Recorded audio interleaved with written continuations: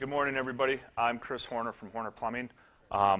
In this session, we're going to be talking about best practices in plumbing. I've been doing this, I've been in the plumbing field for 23 years, so I do have some expertise. This morning, we're just going to go through some of the best practices when you're dealing with a plumbing contractor. We'll go through the mechanical systems, and then we'll go through some fixture trends that I see. I've done every task in my business, so I am a journeyman plumber, licensed journeyman plumber, which is through the state. You have to be a licensed plumber to install plumbing. The Wisconsin Plumbing Code is what we follow, and sort of allows best practices for installation per code. So to start out, I have Marty Baer here with me. He's been with our company for 6 years, and we're going to start out with gas systems, go through what's the determining factor on the best practice for installation on a gas system, and then we'll work on the water systems. Good morning, everyone. I'm Marty Baer. As we said, this is new construction. And how many people that are contractors used to be, the standard was we got gas to the water heater, furnace, the dryer, the stove, and maybe a fireplace. And many years the plumbing industry just ran gas pipe in and basically just counted on those 5 options, and that was it. No one really maybe took into consideration what the BTU load was. It was consistent throughout the industry. The furnaces were always around the same. The water heaters were always around the same. Lately, from what we're seeing in the construction practices now, is that homeowners are getting a little bit more inventive. Now, if you guys have seen lately, I mean, some of these cooktops are like mini restaurants with the amount of BTUs that go in. And the campfires that they put outside, because they have a glowing flame, because nobody wants to light a piece of wood anymore. So your homes have got to be thought of as, it's not just selecting plumbing fixtures anymore. It's about what does the homeowner have as far as the demand for the gas piping. It is important when we go through and we do selections with a homeowner that we do get all these situations. We get all the fixtures that need gas. And we also have to take in consideration the developed length of the piping from the meter.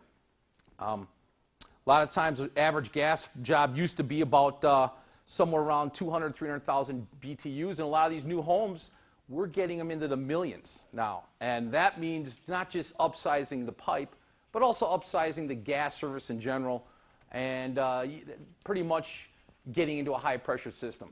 Standard home pressure, just as you would have it sitting, is called 7 inches of water column. That means you got 7 inches of water. You could put your thumb over the end of the pipe and stop it from leaking. You know, who calls the gas company and they have a gas leak? And the guy comes out there and puts his putty on there. Yeah, you got to call a plumber. You have a gas leak. But that's their fix. So, oh my God, that's it? All you do is put putty on it, and that can stop the gas. Well, you have to get it fixed. Now, the 2-pound pressure, that's 56 inches of water column, 8 times more than what's normal. And what we're running into is we're seeing more and more of these fixtures that are calling out for that stuff. The length of the piping, as I can say, is very important. You see people putting in pool heaters and generators now. Generators have, a couple years ago, we're requiring somewhere around 500,000 BTUs. Well, that one generator, if that draws, it draws the house from all the gas pressure. There's nothing else can run. Well, when the generator's working, what usually happens? The power's out. You need it for lights, right? And the generators in general have changed from the many different kilowatts, because it used to be a 12 kilowatt. Now they're down to 5 and 3 kilowatts. You could see them, and you can buy them at Home Depot. I mean, you can see these generators. They're simple. Briggs & Stratton makes one. Generac makes one. And it's basically there so you have all the power you need. You need your beer refrigerator running. You got to make sure that that is going all the time. So you got to make sure the gas pressure is right for that, right? So you have to take in consideration the size of the line that's coming in. That also means you have to regulate the rest of the system down. If you got high-pressure gas coming in and it feeds high-pressure gas, you need to make sure that the rest of the system is going to be working, so that might be requiring to add a few regulators in addition to the one that you would have at the generator and one you would have for the rest of the house to knock it down to standard pressure. If you have too much pressure, and I'm sure that the guy from the the heating contractors, it doesn't work, right? It chokes off. And what we're trying to do now is take that into consideration, that all the gas piping that we're installing can handle a complete full load usage. So if the refrigerator, if the furnace is working, the water heater is working, you've got the stove working, everybody can turn something on and you won't have any kind of break-in situation. It won't choke itself off. So that's basically where we're at with that. We want to make sure that's the sizing principle. And we talk to our customers and figure out, hey, do you have any future usage? I mean, how many times you guys, homeowners, come to you and say, can you just leave a T in the line for me and just put a gas valve on it? Well, you know, sure. What are you going to use it for? Does anybody ask that question? All of a sudden, a guy comes in and puts a pool heater in, and he goes, well, why isn't it working? Well, because it's too small. It's not the right size. And now that question should have been asked. We should have maybe had a higher pressure gas system in there with regulators. So it's important to make sure that when you ask the homeowners or new contracts what their desires are, even down the road for future usage. Usually the fireplaces we're rating at 25,000 BTUs, and it's just a gas burner, a log burner bar, and it just, some of them just start the wood and they go, and now you got it going. Good, you turn the gas off. Now they have a little bit more elaborate gas units. They're more like 35,000, 50,000 BTUs I saw the other day for a fireplace inside the house. That can get it really pretty hot, you know, so you got to make sure the gas piping is right. The materials that they've been using for gas piping, they do have a ProPress copper system. Some of you folks seen that. It's a nice system. It's used with a Type L copper, as opposed to what was the standard threaded and cut iron pipe. Used to be the old gas pipe was all steel pipe. But you know, now they're using, you know, copper systems. A lot of guys are using the ProPress. It's an easier fitting, a little more expensive. The material's a little more expensive, but it's a simple way to do the gas piping jobs. And they also have a product out there called Gas Tight. You're familiar with this? It's the corrugated steel, stainless steel tubing. It comes with a coating on it, a yellow protecting coating. Some of you probably have said, oh, if you got that in the house, you're going to have to ground the system. You've had to ground the system for 30 years already. No one's ever come back and said you needed the system grounded. It's always been that case. Steel pipe is, unless I'm not a metallurgist, it still can conduct electricity. So the Gas Tight Corporation came out with the stainless steel tubing, and they had one area, Oklahoma, where the contractor used all stainless steel tubing. Well, when the lightning struck the house, you know, it lit the place up. It blew it up, basically, because it was a giant lightning rod throughout the house. They made a big deal out of this and said, you got to have it bonded now. You got to make sure it's, I'm not bonded, grounded. So now they have a product that came out with a Gas Tight came out with a blacker coating that is resistant to any kind of lightning strikes. But there again, it's an easier product. It's easier for you to go in and add something to it. It's a corrugated tubing.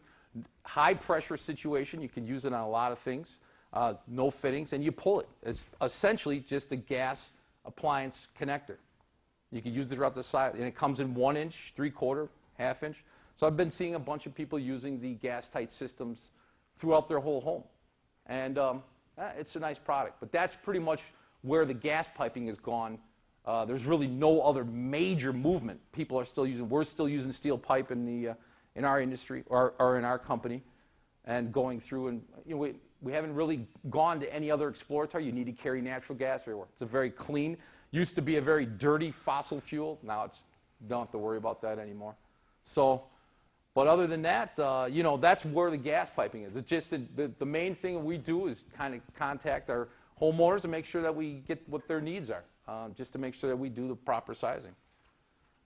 So has anybody got any questions on that part so far? Going back to your high pressure, a little bit more information on that. Now, when you get your gas meter, there is a regulator that comes with the gas meter. So now that regulator would be changed if you're running higher pressure into the house? And what you also see is that they've changed the gas meter. I've talked with We Energies on a number. There's a couple different size gas meters that you can get for residential. And I'm just going to kind of, the one that I've seen on everyone's house is a 225, which I think is the standard gas pressure. The next size up is like 425. But they do change out the regulator. You know, in most cases, they're able to use the same gas meter that's there. I know I've had customers that have started out with the standard gas meter and have added and gone through the building practice and said, hey, we want to put a pool heater in. I did not see them change the gas meter. They changed the gas regulator. There is, you can tell by a 2-pound gas meter, there's a little red dot. They mark it on their high pressure gas, 2 PSI, but what used to happen, they used to have just a little red dot right on the regulator that told it was a high pressure gas. So, you know, yes, I mean, yes, they do just change out the regulator. They don't have to change out the meter. Now, going forward, the additional, like we talked about in the future, can a homeowner change that out later? Sure can. If you decide to put a pool heater in, and I keep bumping back the pool heaters because it's that time of season. I've gotten a number of calls from my buddy. Hey, Marty, we're going to put a pool heater in this year. Well, how are you going to do it? The gas meter is not the right size. Well, they've changed out the regulator, brought in high pressure gas, and then they ran a line to the pool. And what we've done is we've taken a T off of there and installed it right at the meter and ran it right out to the pool. So, yes, does that answer that for you? Yes?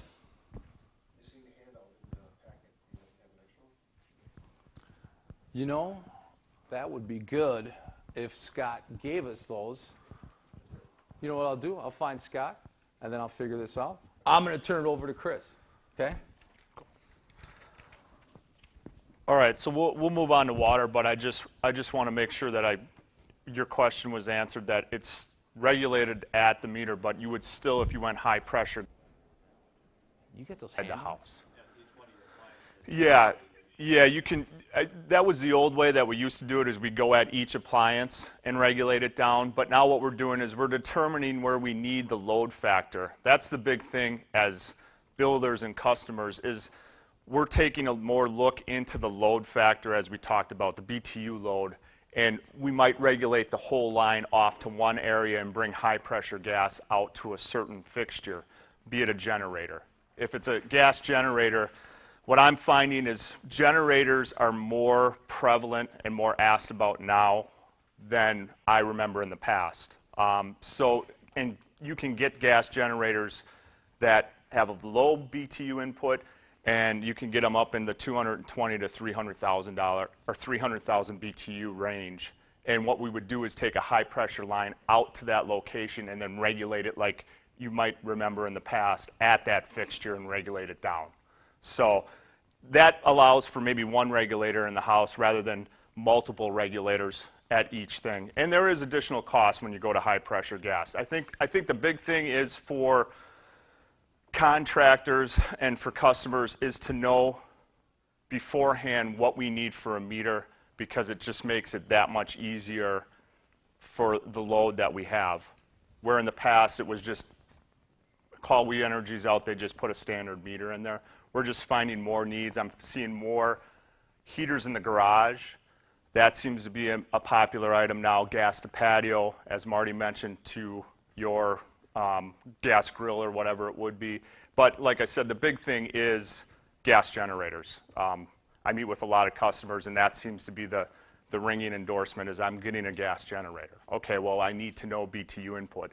That's probably, as a contractor, what I need to know is that, okay, you're getting a gas generator. Do I figure 400,000 BTUs or do I figure 20,000 BTUs? And if I figure 400,000, then, the question back to me is then with dealing with the customer is, now you're going to need high pressure gas. Well, no, I don't. It says right on the Generac site, I don't need high pressure gas. Well, you don't need it just because of that, but you have 7 fireplaces, 2 stoves, and everything else. That's the full load. And that's, for me, when I'm dealing with customers, is just trying to get that through their minds and saying, it's not just the generator. Yeah, the generator doesn't need high pressure gas on its own, but the whole system does. And that's what, as contractors, we need to do to provide that generator with the proper sizing of piping throughout the whole house, so that can take care of any load that we're going to have on there. So just to add on the generator part, though, I've seen in the specs on a couple of them lately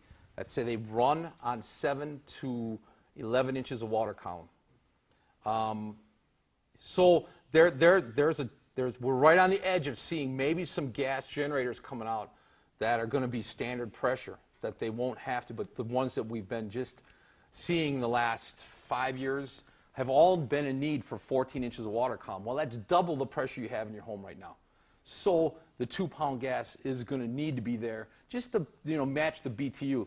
And it's important, and you read the specs because they do have, I mean, they've been seeing them. And I think it's a Generac that you can buy at Home Depot.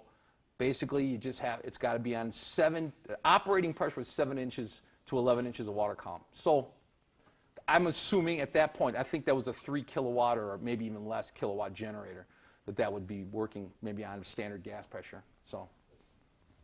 Okay, well, we'll move on to water systems. Water system sizing is very different than what we're dealing with BTUs, but throughout the house, the state code assigns a water supply fixture unit for each fixture. And what we have to do as plumbers then is determine, sort of similar to the BTU load, determine what supply we're going to need to run to provide those fixtures with the proper sizing for their water supply fixture unit demand. What we'd like to take into account, what I like to take into account is future connections. Sometimes people will put a future basement bath in there. You need to make sure that you allow for what you're going to have there in the future. It's always good to get from the customers or even from the contractors, okay, are there any future connections that this homeowner is going to want so we can size the system properly? It has to be sized throughout. There's a formula that we have to do, a water calc sheet that we put in to determine this piping size. It used to be a standard that, it would be 3/4 or 1 inch would feed a whole house. At this point, we're running 1.25 mains, 1.5 mains on stuff because of the amount of water supply fixture units that we're having in the house, the amount of fixtures that we're feeding in that home. As we all know, showers are the new thing, and what's a shower without having the car wash effect? Well, we got to make sure that that system's sized properly to give that homeowner exactly what they're looking at when they turn all those components on. So we need to size it completely from the meter all the way in to where the hot water heater is and make sure that we're sized correctly throughout the whole house. The big factor is main and well pressures. That also determines how much water or what size piping we're going to use. The water main at the street is determined by the city. They'll give us a pressure reading or a pressure drop. On wells, back when I was in the field, which was a while ago, it was the old 40-60 switch. So 40 is the low, 60 is the high. But what I'm seeing now in well situations is more of a constant pressure well. And that constant pressure well, what that allows us to do is we have a constant pressure. So that raises that pressure up from the 40-60 rule and allows us a little bit more, maybe to size that system a little bit less than what it is. As we increase sizes of everything, whether it's gas, water piping, that all impacts in cost. If I'm going from a 1-inch main to an 1.25 main or an 1.5 main, the cost of the product is more. The cost to install it is more as we're dealing with it. So those are important things that we need to take into account, as well as anything that we're going to lose pressure through, water softener, iron curtain. Those things will drop the pressure in the house, which we have to allow for when we're sizing the system properly. Hot water heaters. Hot water heaters are a big buzzword now. Hot water heaters power vents are more prevalent now in a home than the old Class B version. I do have some people that are still using the Class B version, but the power vents are more focused now. The energy factor on a power vent is a 0.67. On a gravity vent, it's a 0.58. The main thing we have to look at when we're dealing with power vents is locations where we can stub out of the house. We're very restricted to how far we can run a power vent. We're very restricted on where we can stub out a power vent. It allows a little bit more movement than a Class B did. Usually a Class B was dropped in one spot, that's where the heater was going. Power vent allows us to move that hot water heater in different parts of the house. What I find with power vents from a customer standpoint is they are loud. So if a customer comes from a gravity vent situation and goes into a power vent, that motor runs. When that hot water heater is called on for demand, the motor kicks on and fires up. So when a customer goes from those situations, it's just good to let them know that, yeah, there's going to be some noise that you're going to get from that unit. We have length restrictions based on how many 90 bends we do, and that's something we determine on where's the best spot to put a power vent. We definitely have to watch out for windows. We're usually fighting for space with the heating contractor who's going to stub out as well. Gas meters, electric meters. So from a customer and a contractor standpoint, it's not you can just circle a dot on the bottom of the plan and then boom, it's going to stub out here. There's some factors that we have to go through and determine on where that power vent can actually go. Tankless was a big buzzword probably about 5 years ago. Tankless was going to take over the traditional hot water heater. Tankless versus traditional, I still have customers that question me on tankless versus traditional hot water heaters. I do it in both new construction and remodeling, and I'll cover the new construction first. What was determined about 5 years ago from the state of Wisconsin was a tankless heater needs to provide the gallon per minute output that's going to be demanded by the hot water side. And I know I'm getting a little technical, but if your home has, let's just say, 20 hot water fixtures, and it's determined it's going to need 10 gallons per minute or 13 gallons per minute when we take the water supply fixture units and divide them out, what the state said at that time was, okay, here's what we're going to do. A hot water heater needs to provide that demand on that system. If everybody went through the house and turned on every hot water fixture, it would be 13 gallons per minute. Okay, tankless is popular in the southern states where the incoming water temperature can be anywhere from 60, 70 degrees. What you have to do in a tankless situation is that water has to travel through the coils to heat up. So to get it up to 110 or 120 degrees was a 50-degree change, which then would allow that unit to give you 8 gallons a minute, 9 gallons per minute as they sell them online. You know, in this, that's basically what they sell the tankless on, what Paul Harvey sells it on, 8 gallons per minute. Well, here, when we come to Wisconsin, where the water's coming in at 45, 50 degrees, now we're taking that rise 60 to 70 degrees. And what happens is when you take that rise up, obviously, the GPMs of that unit start to drop down. So it was determined that one tankless, we can probably get about 4, maybe 5 gallons per minute if we're lucky. Going back to what the state said is, okay, now you don't need 1 unit, you need 3 units because you have to provide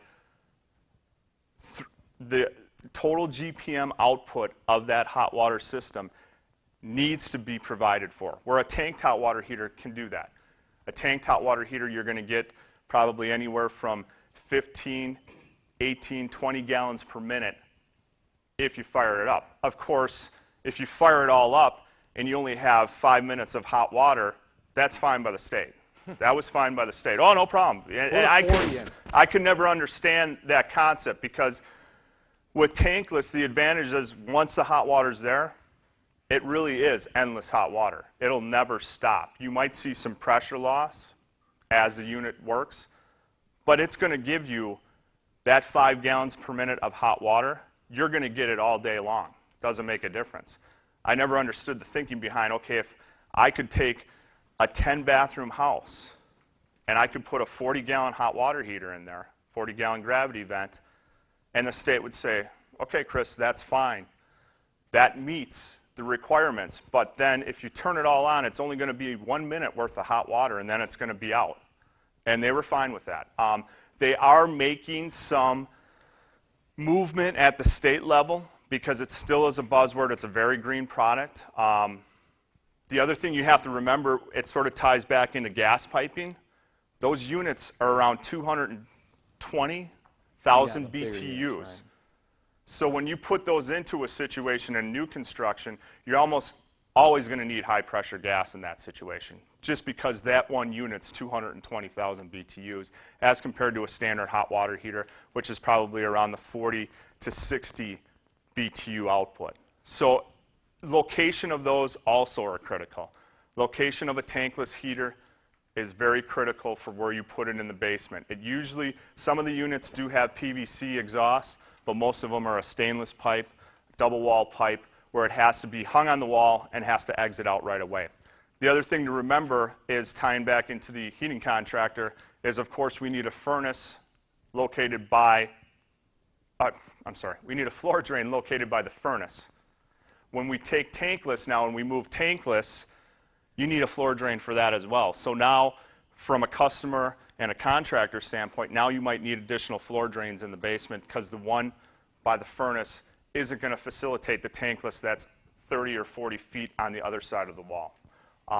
So you have to make sure in those two things with a tankless heater, and going into like a remodel installation, when homeowner calls and says my 50-gallon tank just went on, I want to put a tankless in that situation. From a remodeling standpoint, if it's an older home, most likely we're not going to be able to get the gas output out of that meter without them calling and changing out the regulator or doing something different. And then you're taking an installation on an existing home where now you might have to redo the gas piping, and you might have to redo some of the drainage, and you might have to, so it's not as easy as to say, okay, I'm going to go buy this from Paul Harvey, I'm going to hang it on the wall, Mr. Plumber, you come in and you change it all out. It can be a very costly installation. As a retrofit installation, new construction, if you're planning for it, most homeowners, when they talk to me, I think I could get one unit on a 2-bath ranch house with a laundry tub and a dishwasher. I could probably get by with one unit. Anything more than that, you're going to need multiple units. I feel, and this is my own feeling, that it's that it's a life choice. It's your choice. It's your house. If you want to put one in, with the caveat that it might not provide you the pressure at all fixtures at all times, but you want to take that to at least have something that's a little bit more efficient, it's your house. And that's my own personal feeling on that. That I feel you should be able to do that. But the state oversees us through the plumbing code, and the inspectors will flag us if we have that in that situation. So, just a couple of things I want to add to that. The state has allowed for an alternate sizing method. It was just to kind of build on what Chris was saying. Originally, it was called the empirical sizing chart, is what we were basing our hot water demand on. Sounds great, but now they came up with this alternate sizing method, which basically still keeps the units. Like if Chris says you got a 20 GPM house or a 12 GPM house, you still have the curve where the temperature rise gets you less gallons per minute. They're allowing you to still use 2 units. It hasn't really changed too much of the sizing, as far as you're still going to need 2 units in this state at probably the minimum level. And on a regular 2-bath house, they're great for the cabin because there's no drain down, there's no water in there, and it just stays within its little maze and keeps heating up. But the gas piping is essential. You have to make sure that that's always taken into account. And the other thing is that what we have a lot of customers looking at is recirculation lines. You put in a recirculation line from the water heater. It's on one end of the basement. The master bath is all the way on the second floor, 80 feet away, 90 feet away. So, recirculation lines are a big thing because they can recirculate the water, through the tank and then back through. If you put a recirculation line on a tankless heater, you drop the warranty from, I believe, 10 years down to 3 years. You cannot recirculate. So you would have to have a closed loop system. And there's ways around this, and there's a different kind of a pump that you can install that can just reheat it. But what you end up doing is you end up putting the water into a little mini 5 or 10 gallon tank, and then it kind of just maintains that. So you basically have added, let's see, I've got 2 tankless water heaters, and now I'm going to have to add another electric water. Does anyone see that there's not very green here at all? I mean, you've got a lot of BTUs going. Yeah, when you're at work, the water heater's not firing up. But now you've only got one unit. Let's say you want to make the lifestyle change like Chris is saying. It runs forever. It just, you're going to, one person at a time in the shower. Don't run the dishwasher, and make sure that all the clothes, that clothes machines turn off. You get good pressure then. But if you're running all these things, it chokes right off. And again, it's the temperature rise that determines the factor, the GPM on that. So tankless are also, what do you think the life expectancy is? Because you open up that door, there's a lot of technical stuff there. And let me, Processors, blah, blah, blah. well, you know, and I feel the technology of the tankless. They're progressing it, and eventually, like I said, most of the southern states, I think it works out perfect. We have such a high rise, but the big thing with tankless is you have to descale them every year. And that's what we're finding as we're putting these units in, they need to be descaled. And if they don't, if someone doesn't descale them, what eventually happens is they'll shut down. Yeah, yeah, exactly. it. And that, so there is a little bit more maintenance involved with them than a tank. You know, a tanked hot water heater, they'll tell you maybe to drain it down every couple of years, get the sediment out of it.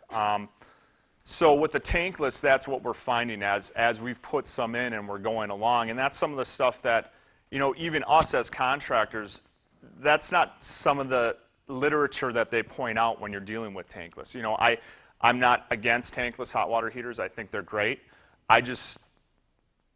It's just hard to install it into a house where it's not going to be costly, and then to see the payback on them. Now, maybe that'll change in the future. I think it's great technology that it's not heating, but if that hot water heater's at home on a regular tank unit, if it's going to maintain that water, it's going to fire. It's not going to fire as much. If you have two multiple units, tankless hot water heaters, installed, and they kick on for the demand of the house, that's 440,000 BTUs that's going out of the side of the house, where you're talking about a 50,000 BTU. So, you know, I don't know if all the calculations are still in, and it was, like I said 5 years ago, it was every customer, every contractor, it was tankless, tankless, tankless. Now it's 1 out of every 100 will ask me a question. And I'll do the same explanation here is, this is what we do, because people are interested in it. Like I said, they hear it from Paul Harvey. They go to, you know, if they're at their local box store and they walk through and they see them there and they're promoting them. Our job as a contractor is to educate the public as to, okay, how come I can buy this unit at Home Depot or Lowe's for $800? Well, did they sell you the venting? No, they didn't sell us the venting. Well, the venting can make up $300 to $400 depending on what type of venting it is. If it's stainless steel double wall, and then you have to add that into the setup. You know, that's what I found. You could buy them online, but they don't sell the venting kits. So you got. That's the problem. The consumer doesn't realize everything you buy at Home Depot or Lowe's and Menards, they think everything they sell there meets code. Yeah, exactly, exactly. Yeah, and in a future section here, we'll talk about water softeners, because I get the same thing with water softeners right now. One of the stores out there is selling water softeners, and I do sell water softeners as well. Will you install this brand water softener? Well, no, because the connections aren't per code. So no, I can't, because I can't install it when the house is going to be inspected. And you'd be better to get the place you're buying it from, have them install it. They're probably going to do it, you know, after everything's final occupancy and whatever it would be. Yeah, that's very similar to what you find with some of the materials that you're going to find at some of the box stores out there. And it's a big thing, especially with tankless hot water heaters, because there's so much that has to go into it to install it. And if that's only sold as, okay, I'm going to buy this box, but no one told me I have to buy A, B, and C box to vent it out the wall to complete the installation. Oh, I didn't realize, okay, I needed all this stuff. When you're dealing with that as well, then like I said, it's always location too, and proper sizing to make sure that tankless is going to work. Yeah, Paul? With water heating, we've been looking at when people want to upgrade. We haven't been terrible fans of tankless for a while. The high efficiency, like the Vertex units, because they offer a lot of the storage tank, but also the unlimited supply of hot seeing any other manufacturers making those now, or is it just the Vertex that's out there? Yeah, there is the Vertex. There's also Rheem came out with a hot water heater that has a condenser on top of it Right, almost. right. That's sort of a dual purpose. And Rheem is supposed to come out with one that also is supposed to be very similar to the Vertex. I haven't seen it yet. But yeah, that's another option to go. Those units are definitely more expensive than a standard power vent. What Paul's talking about is the Vertex. It's a A.O. Smith heater that's really high efficient. It gives, 120 gallons in the first minute or something like that? Yeah, and I mean, the recovery time is amazingly fast. It's a nice unit. They were the first people to come out with it. And I'm thinking the Rheem might have what's called the Cyclone or something similar to that. But the first hour on the rating, and when you read the book, it say that first hour rating probably delivers about 200 gallons because it does recover real quick. Yeah, it does. It does. The cost between that and the tankless? It's probably, well, tankless, you're still taking into account everything else. You're still taking, when you're going into tankless, you're dealing with, okay, is it one unit? Now, as the Vertex, it's most likely not going to be one unit. It's going to be 2 units. And then when you're going to go 2 units, you're going to have to increase the gas main size. You're not necessarily going to have to do that with this Vertex heater. So I still feel that the tankless overall is more expensive than that, but the Vertex units are expensive. I mean, just the unit itself is expensive. So, and there's, for installation of that for the venting is a little bit different than a standard power vent. So there might be a little bit more installation involved from a plumbing contractor standpoint when you're dealing with a Vertex. So I still feel that unless the state, our plumbing code changes where it's like, we don't care and you want to put 1 unit in, and that's fine and that's your choice, Mr. and Mrs. Homeowner, then that's great. Then there are probably advantages to tankless because you're going to get hot water forever. I mean, that's how it flows. The big thing with those are the high output faucets. Roman faucet, which isn't as prevalent as it used to be. Shower systems, that's a big thing that you have to think about. If a customer wants to put in a custom shower system and they want to do a tankless unit, I mean, hot water heating in general is changed from what it was, from the old standard 40-gallon and 50-gallon. The standard, from what I see, is more of a 75-gallon. It has progressively moved, and now, as Marty mentioned before, with recirculating lines, technically by state code, if you're over 100 feet from the fixture you're serving, you have to install a recirculating line. As the houses have gotten bigger and have gotten spread out, we're starting to see ourselves tap into that 100-foot rule, where by code you have to install it. So it's a way to get water a little quicker, but I caution customers and homeowners that it's not instant hot water, because that's usually how I see people with a recirculating line. They'll call me up and they'll say, hey, Chris, we want that thing you put in the house where it's instant hot water. There's still going to be a drag. There's still going to be a drag there. I can't guarantee that if you turn on that hot water faucet, if you snap your fingers, it's hot. What I find a lot of times with customers is 30 seconds, or a minute, I should say, is really 15 seconds. It's not as long. I've gone into houses where I've sat there and timed how quick it takes to get hot water. A recirculation line recirculates that hot water. You will get it faster. You'll have to put a pump in there. It has to be, you can do it gravity, but most likely most installations are pumped. Then it has to be insulated. But you're having constant water moving. It will quicken the supply to that hot water faucet, but it's not instant. And that's what I try to caution contractors and customers. Don't call it, it's not instant. It'll be there quicker, but don't call it instant, because it's not instant. It's not like an Insta-Hot where it's a tank full of water and it's hot. It might take a little bit longer. Will it be faster than it was before? Yeah, it will be, but it's not going to be instant. So, material-wise, we exclusively, we're a big CPVC company. CPVC water supply is basically, CPVC stands for chloropollinated vinyl chloride.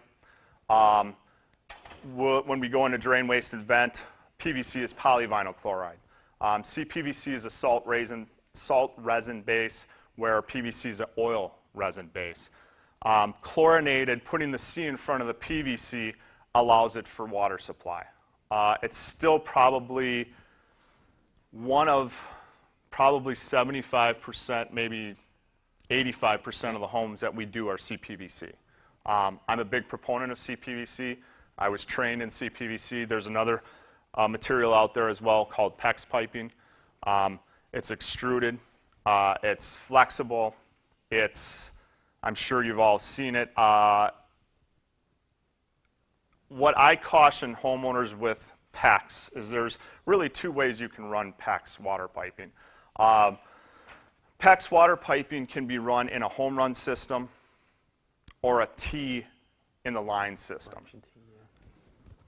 Branch and T to me in a PEX system is, well, then do CPVC because it's very similar. It's plastic piping.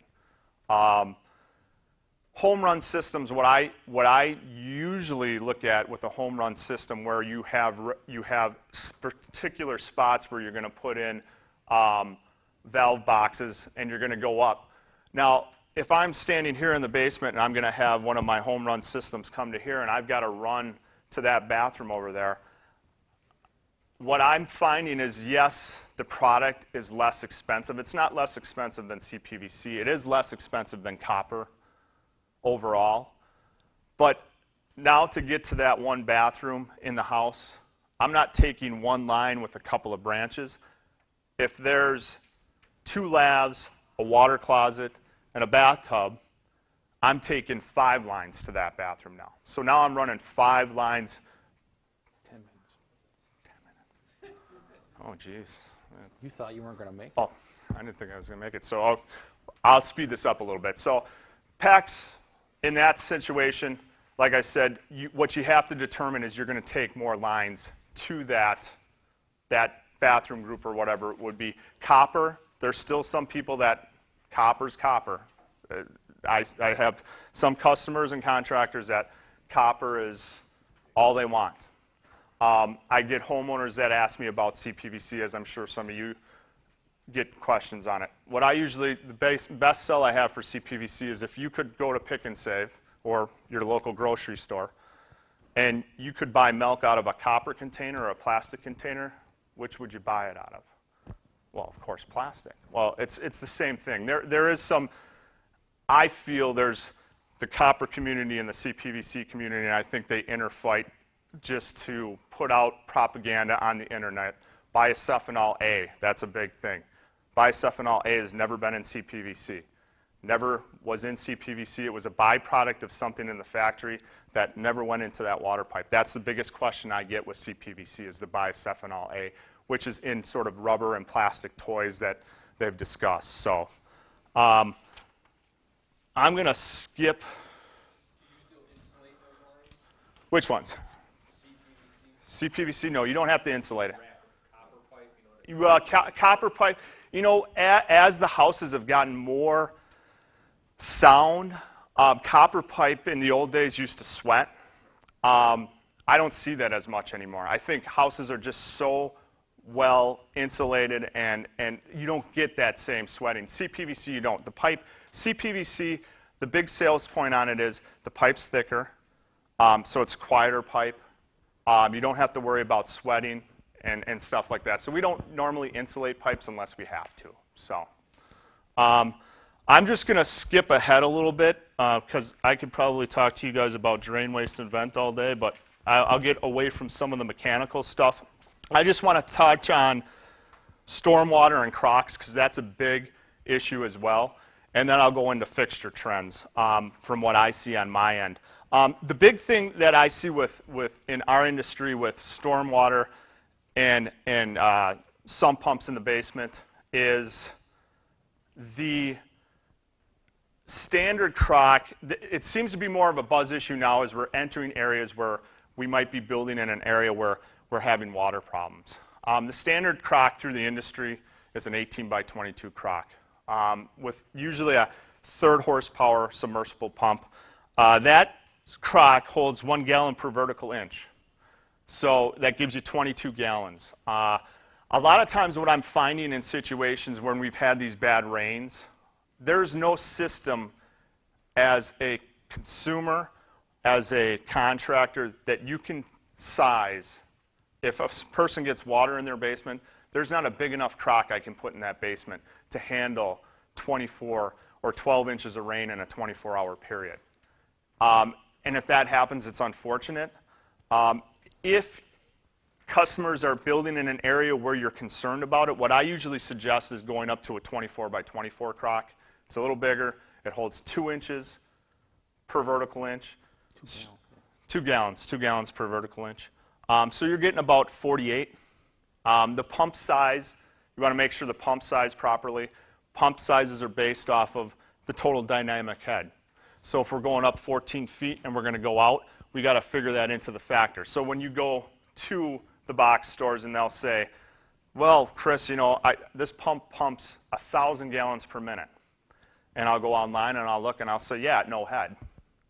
There's no head on it. As soon as you start to put head on that pipe, that's when that pump comes down to standard of what it's going to be.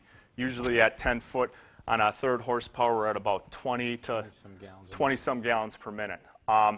The big thing with going with the bigger crock is if you have a situation and you only have an 18 by 22 crock in, for the customer, there's not a lot I can do. Usually I have to rip that crock out and put the bigger one in. So I usually tell customers, if you're concerned about it, at least go up to the 24 by 24. Then you might be able to add a battery backup system. Big thing with battery backup systems is to make sure that you have that battery backup on a dedicated circuit from your electrician. So if something happens and the power goes out or the one pump kicks it off, they're not on the same switch. That there's an additional outlet there that'll allow that pump to run. You can't put a big enough crock in. Is anybody doing any homes around here with a sport court? Yeah, sport I'll courts. tell you what, if you put a sport court in and a guy has it down and it's an additional 10 feet down, the total dynamic head might be 22 feet. If you don't size the pump properly for the 22 feet or 20-some feet to do the gallons per minute, because wet land, you got to have enough vessel to hold the water. The water's pouring in from the drain tile is coming in. At some point, it may be the sport court being the lowest part of the basement. They got hardwood floor down there, right? Because I got this beautiful basketball. You got to have a good system on that. You know, you just can't. You cannot be more prepared on that. You got to have the right pumps and the right crocks on that. Sorry, I stood in front of you, Chris. What we've gone to, and I don't know if this is right or wrong, we're taking 2 of your normal crocks and then staging, a pump in each one, elevating one pump, so if one is falling behind, water's building up. Is there a better way to do that? That I've seen that. I've seen that in the past. I've done that for a couple of contractors as well. I would talk to your contractor and just see if the 24, if it's 2 18 by 22s, you might be able to get the same effect with one bigger crock. But I guess our other advantage is if you have one pump go down, there's one set. Exactly. That's true. And you could do that in a 24 by 24 crock as well. So you might be able to get that same situation with that bigger crock. The big thing is the size of the crock. That's the big thing. If it's an 18 by 22, I've been out on a number of jobs and I've been out in a number of situations. There's nothing I can do. The only thing I can do is break it out and put a bigger one in. And like we mentioned, the sport courts are a big thing, and we only learned that from experience because we were just putting standard 18 by 22 crocks in on a few jobs like that, and they ended up being problems for us because it can't pump that high of head in those standard pumps. So I'm going to go through. I'm just going to touch on a little bit of the fixtures and what I see out there. I'm going to probably go pretty quick, and then there'll be time for some questions after because I'm getting the wrap up.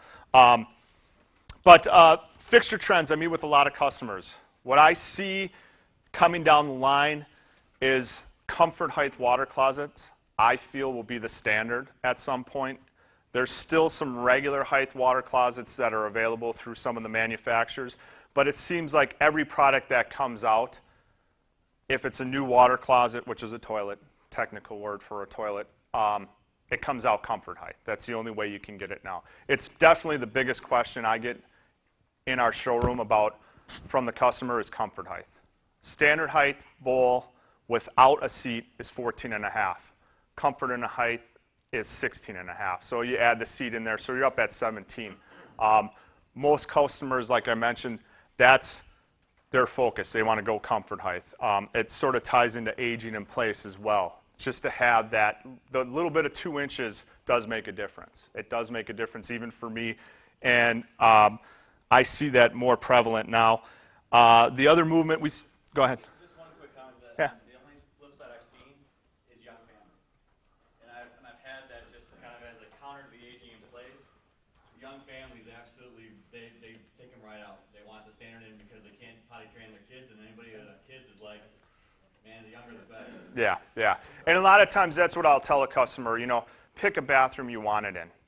Pick that main bath or pick bath 2 where, grandma's going to come over or your aunts and uncles. Change that one. But if the kid's bath's in there, yeah, leave it. You can always change it down the road. That's that, and I agree with you because my kids are a little bit older. They can get on the one that I have. But yeah, they are higher. So they are a little bit higher to get on. The other thing I see with water closets is it looks like the government might be mandating the change from 1.6 to 1.28 gallon flush. It looks like it's going to go down to 1.28 gallon flush because most of the new water closets that are coming out now are 1.28. They figure compared to a standard water closet that would save about 16,500 gallons of water a year, changing that to the 1.28 gallon flush, which is good. So when are they going to stop selling those, One- the plungers or the stoppers out of the big boxes that allow a lot more water through? Yeah. Well, there's always I shouldn't say that. There's always ways that you can get a little bit more flush out of it. So Yeah, just take out the factory one. yeah. Just flush 3 times and beat the system. Whirlpools and soaking tubs, I'm sure as we all sit in here, they're sort of an archaic thing now. I see more people moving from a whirlpool to a soaking tub or all in all taking that tub out of the bathroom. They're not as prevalent as they were before. Pretty much every house I did back 10 years ago had a whirlpool. Now I can probably count on my hands how many whirlpools I see come through. They're sort of moving away. Most people will downgrade them from whirlpool to soaker just so they have that soaking aspect. Showers are more popular now. There was talk that the government was going to mandate you could only have 1 shower head per shower no matter how big it was. I haven't seen any more come down on that because I'm sure there would be uproar on that just with what I see for custom showers. Showers still the main focus. Hand showers are still popular. Customers are looking at that aging in place with hand showers. Delta's come out with a neat option called the Intuition that's a great product for hand showers. It's not as expensive as some of the other installations. Yeah, I see that. Faucet trends, finishes are still popular. Brushed nickel and oil rub bronze are probably the most popular questions or finishes that I get questions about. I do see chrome coming back as well. Chrome has sort of made its way back in. Huh? What, chrome? Well, yeah, if you're going to go into a finish, yes. When you go into a finish, you're going to be more expensive than chrome. Yes, it is a price thing, but it is also more of a choice that I see customers. That chrome, usually every customer I had was, we're moving out of chrome. Some people now are like, I like the look of the chrome. It's no different than fixture colors. White is sort of making its way back in, where it used to be everything was biscuit, almond, it was some color. Now white has sort of come back in style again. So it's moved a little bit. Biscuit is still probably the most, which is an off-white. There is new touch technology out there. You've probably seen the commercials for it. The big thing you have to deal with as a contractor and dealing with the consumer is there's additional installation on that. It has to be wired. There is wiring. There's a battery box on it. They're coming out with new technology for it, but it's not like when you go into a bathroom, it's not mixed. So if you turn on the hot water and turn it off and touch it, it's going to come back on. It comes back on cold. So you do have to make some moderations in it. So it's popular, but it hasn't taken off to where I thought it was going to take off. As far as kitchen and bar undermounts, probably are the most popular out there right now. I see self-rimming sort of going away. There's still a few self-rimming out there. The two most popular undermounts are composite stainless steel. Still very popular in the industry as far as anything. Single bowl and farm sinks. Farm sinks, you just have to remember, are going to take a little bit more to install. You got to make sure the cabinets are right, and they're expensive. Farm sinks are just in general are usually expensive, but you can get them in all different materials. Faucet pull out, pull down, still probably outcharging the standard side spray single control. Pull down faucet technology is still probably one of the biggest choices when it comes to the customer. I have same as lab faucets on the touch technology, same thing. Touch technology is into the kitchen sinks now, kitchen sink faucets. Same thing, it has to be wired. There's a manufacturer that's coming out with a product where you can adjust the water temp by waving your hand. So as that comes out, we'll see if that takes out.